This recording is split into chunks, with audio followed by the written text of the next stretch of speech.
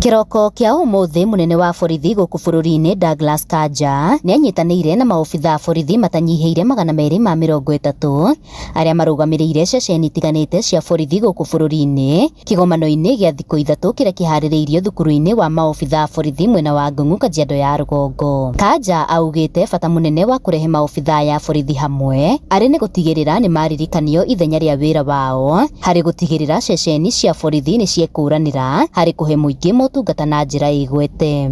We want to make our stations the centers of excellence for police operations, the centers through which the people of Kenya are served in an efficient and effective way.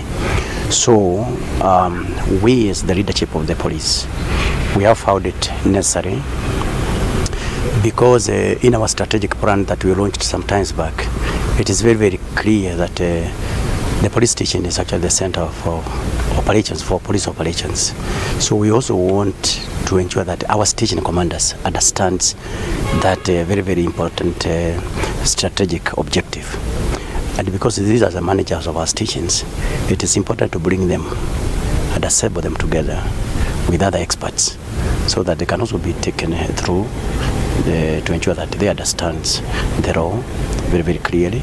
They understand their duties and responsibilities all the time. Nĩ thĩinĩ wa mũcemanio ũyũ gũkũrĩkanĩte atĩ ũnyitanĩri wa maobithaa borithi na mũingĩ arĩ wa bata harĩ gũtigĩrĩra ũkinyanĩria wa ceceni cia borithi arĩ ta itugĩ cia bata matũũra-inĩ. Of the things that you want to do and leave as a legacy is to have the police stations as center of excellence in police delivery and subsequently police operations.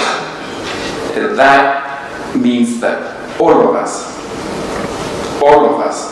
have an obligation, have a duty to ensure that that directive is actualized.